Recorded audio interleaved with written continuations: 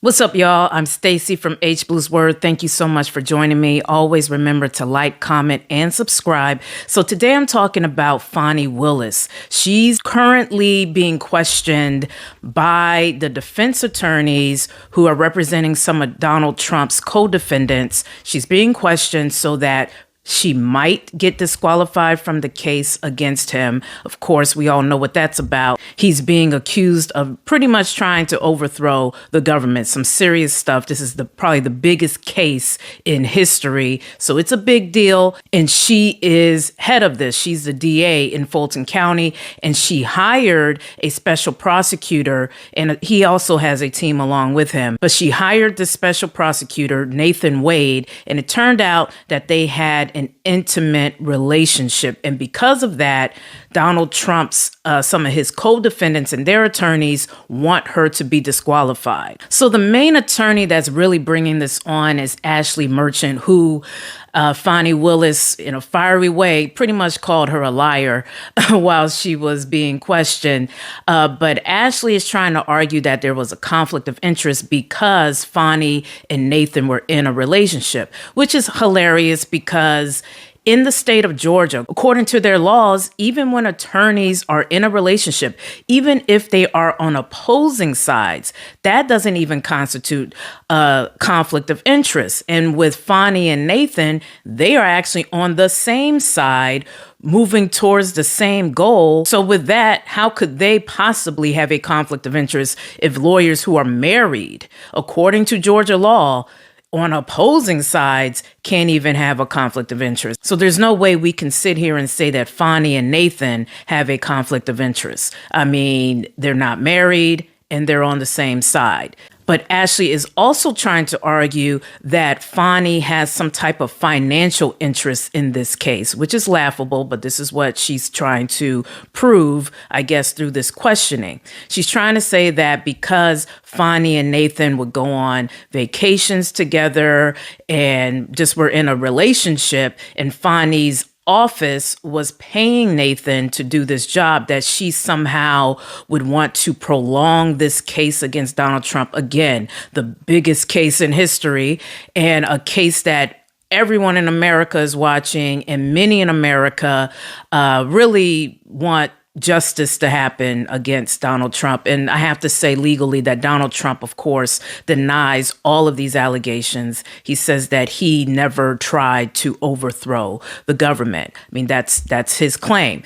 However, Fonnie is head DA, or she is the DA, and yeah, his co-defendants, Ashley Merchant, they're trying to argue that she wants this case to happen and she wants to prolong it and she's getting some type of financial benefit. So a lot of the questioning was around when they would go on vacation, you know, who paid, etc. Now, Fonnie made it clear that she's an independent woman. She doesn't need Nathan's money, and that when they would go on vacations, she would pay her way and she would give him cash. So there's no paper trail to show whether or not or who paid or whatever. So, you know, there are some gray areas here, but that is a lot of the reason why that questioning was being hit so hard on Fonnie, trying to figure out who paid and who's benefiting and all kinds of just different things. But this is hilarious to me because when we talk about conflict of interest, when we talk about financial interest, let's talk about Clarence Thomas. Clarence Thomas has been accused of accepting money from GOP donors and going on vacations, going on private jets, accepting VIP tickets to sporting events, and yet he sits on the Supreme Court. Now, I have to say, he denies doing anything wrong, any wrongdoing, but his wife has also been implicated in some January 6th activities where people were trying to overthrow the government. She, too, may have been involved in that. And again, legally, I have to say that she denies having any involvement. She did send some text messages. She says she regrets some of those text messages that she sent, trying to encourage someone not to give up the government in 2020 when Biden won against Trump. However, she denies doing anything wrong. But here we are. We have Clarence Thomas sitting on the Supreme Court, the highest court of the land, and he accepts gifts from GOP donors. So isn't that a conflict of interest? Seems to be a double standard here. And Merchant also tried to argue that Nathan was not qualified for this role. Meanwhile, back in 2016, she actually posted on her Facebook how he is really a great attorney. And she tries to deny what she meant, etc. But she's pretty much trying anything to try to delay or stop this case for Trump and her client, Michael Roman, and I guess all the other co-defendants. But real quick, back with this conflict of interest argument. Another interesting piece about this case is that it's funny to me that the very attorneys who are questioning Nathan and Fani's relationship, some of them are actually married. Some of them allegedly are also dating. So that's hilarious to me. They can be married and work on a case, but Fani and Nathan couldn't be in a relationship together. That's just interesting to me.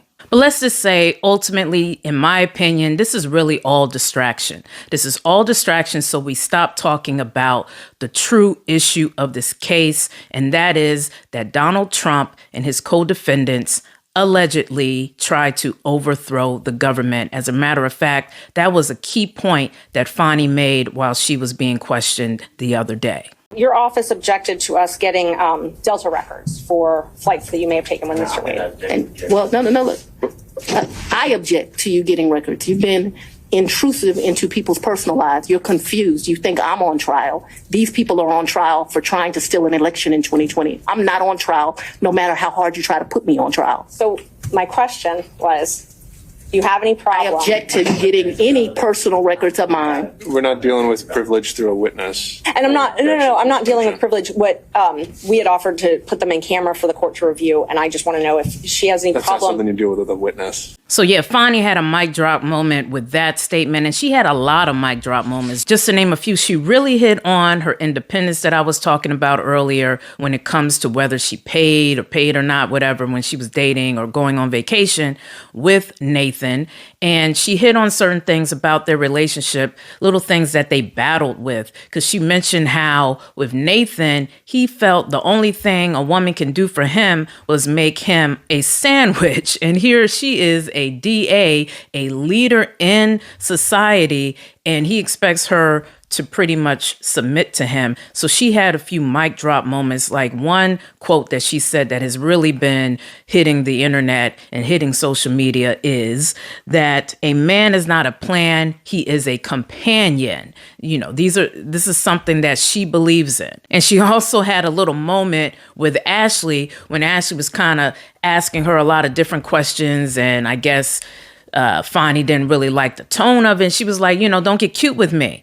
So that was a mic drop moment. And, she even did her hand and all that. You know how it is. And we as Black people definitely know how that is. A lot of Black mothers have definitely said that to their children. Don't get cute with me. And there was a moment that I loved where one of the male counselors was asking her questions, and his tone was off the chain. I was expecting her to say something because I wanted to say something because he was straight up yelling at her, and she straight up told him, don't yell at me. And she had to say it a few times because he was kind of talking to her like she was beneath him or like she was unintelligent or something. So she had to get him straight and say, look, don't yell at me. So that was a mic drop moment as well. So, she really took control of that courtroom that day. And she made it clear that, look, again, this is a waste of time. Why are we even here? People are really just talking about her personal life. She felt it was intrusive. And I have to agree. When I was listening, I'm like, all I'm hearing are her bedroom secrets. I'm hearing about her father in a documentary he's working on and his whole life story. I'm hearing about a screenplay he's trying to sell. I'm hearing about Wade's divorce. I'm hearing about what his ex-wife or whatever his almost ex-wife may have done to him. This is all personal stuff. And I'm just sitting here like, ain't this about Trump? What are we going to do about that? Because that is what really affects the American people, not who Fonnie Willis is dating or who Nathan Wade is dating. And that's just real talk.